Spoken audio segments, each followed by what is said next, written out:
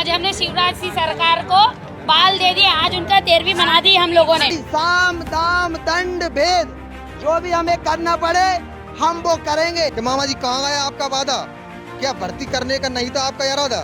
संघर्षों के साये में आजादी बसती है और इतिहास वहाँ मुड़ जाता है जहाँ हम जैसे युवाओं की जागरूकता चलती है। बहुत सारी चीज़ें आपने की, बहुत सारे तरीके आजमाए हैं। ये तरीका काम आएगा मुंडन करवाने का?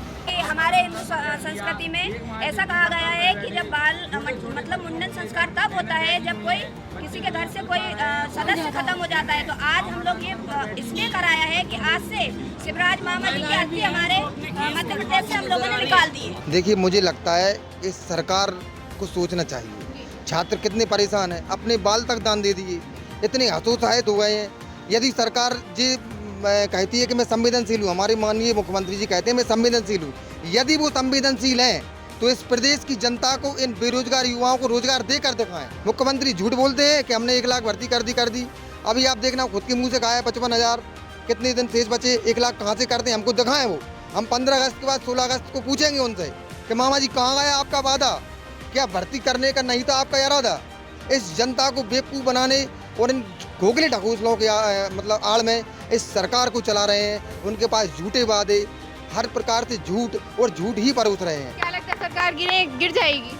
अगर अब युवाओं के हाथ में क्यों, जब युवा बोला है राज सिंहासन डोला है, जब युवाओं के लाना दर की ठोकर खानी पड़ रही है तो मामा जी को भी ठोकर खानी पड़ेगी। 100 बात की एक बात। जनता ने सरकार को बनाया है, अब वो अपनी मनमानी करने लगी है।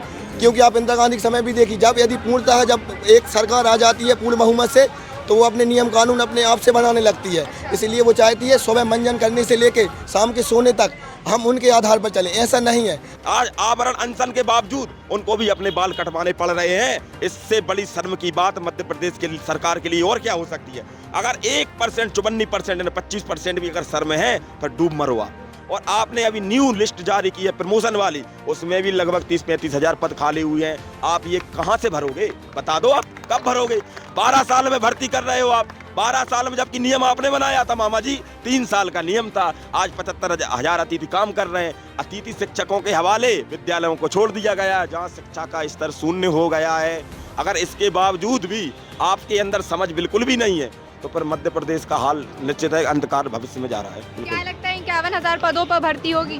देखिए, मैं अपनी बात 2 लाइनों से शुरू करना चाहता हूँ। चूँकि हम सभी युवा हैं, संघर्षों के साये में आज़ादी बसती है, संघर्षों के साये में आज़ादी बसती है और इतिहास वहाँ मुड़ जाता है जहाँ हम जैसे युवाओं की जागरूकता चलती है। तो आज मध्य प्रदेश का युवा जागरूक हो गया है।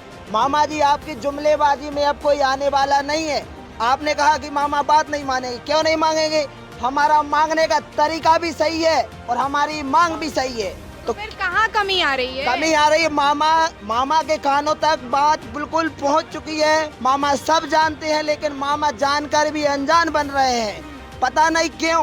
क्योंकि जब प्रदेश में हमारे शिक्षा मंत्री जी ने कहा था कि प्रदेश में प्रमोशन और रिटायरमेंट से जो पद खाली होंगे उन पदों से मैं आपकी भर्ती करूंगा, वो भी तब जब अभी वर्तमान में मध्य प्रदेश में प्राथमिक शिक्षक के 30,000, कम नहीं 30,000 पद खाली हो गए हैं। भैया, हम तो 26,000 मांग रहे हैं, 4,000 आप बचा लो, हमारा तो 51,000 का कोटा पूरा हो जाएगा 26,000 में। और तब जब हम प्राथमिक शिक्षक पात्रता परीक्षा 2020 के पात्रता उत्तीर्ण अभ्यर्थी मेरिट होल्डर अच्छे नंबर लाए, चूंकि सब जानते हैं इन्होंने कितनी कठिन परीक्षा ली थी, उसके बावजूद भी हम अच्छे नंबर लेके आए हैं। जब पात्र अभ्यर्थी हैं, प्रमोशन और रिटायरमेंट से आपके पास पद खाली हैं, तो माननीय शिक्षा मंत्री जी पद भरिए।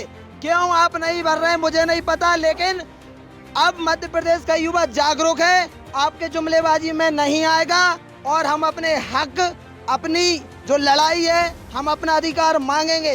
फिर चाहे हमें मुंडन कराना पड़े, चाहे हमें सड़कों पे भीख मांगना पड़े, चाहे हमें जूतों पर पॉलिश करना पड़े, जो भी साम दाम दंड भेद जो भी हमें करना पड़े हम वो करेंगे।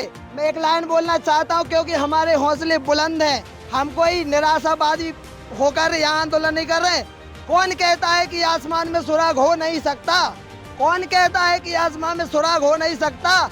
एक पत्थर तो तबीयत से उछालो यारो, एक पत्थर तो तबीयत से उछालो। युवा लगातार धरना प्रदर्शन के माध्यम से शिवराज सरकार से विनती कर रहे हैं और बोल रहे हैं कि हमारी मांगें पूरी की जाएं। अगस्त क्रांति है, 8 से 15 तारीख तक लगातार धरना चलेगा और उसकी अपडेट आपको हमारे चैनल चुनावी बकबक से ज़रूर मिलेगी। वीडियो पसंद आया हो तो ज़्यादा से ज़्यादा लोगों तक शेयर कीजिए और हमारे चैनल को सब्सक्राइब करें और देखते रहें चुनावी बकबक।